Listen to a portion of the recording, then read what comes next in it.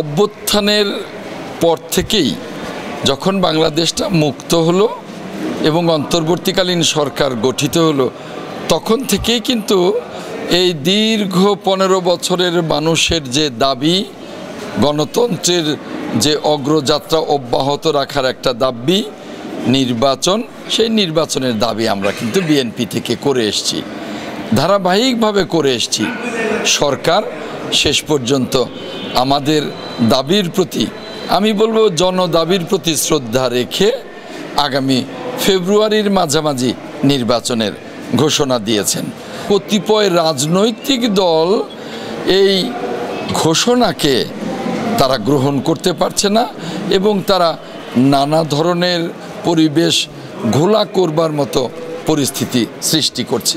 আমি মনে করি সরকারের কঠোর হওয়া উচিত, কঠিন হওয়া উচিত। আমরা সম্প্রতি লক্ষ্য করছি আইনশৃঙ্খলা বাহিনীর অবনতি হচ্ছে, বিভিন্ন জায়গায় অকারেন্স হচ্ছে, আমাদের উপদেষ্টাদের নিয়ে নানা ধরনের কথা হচ্ছে এবং তাদের সম্পর্কে নানা রকমের ভিডিও ভাইরাল হচ্ছে।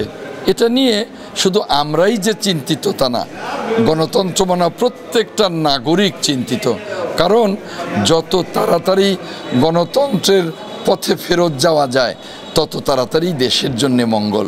কিন্তু কারা এই গণতন্ত্রে যাওয়ার পেছনে বাধা হয়ে দাঁড়াচ্ছে, কারা নির্বাচন চায় না, কারা নির্বাচনের নামে সংস্কার বা অন্যান্য বিচার ব্যবস্থা বা অন্যান্য কিছুর অজুহাত খুঁজছে, এটা আমাদের বুঝতে হবে এবং আমাদের পুরো জাতিকে ঐক্যবদ্ধ হয়ে এই সমস্ত প্রতিকূল অবস্থা থেকে নির্বাচনের পথে দেশকে নিতে হবে।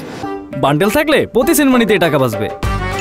বিকাশ সেনমানি বান্ডেল কিনে জিতুন প্রতি লেনদেনে।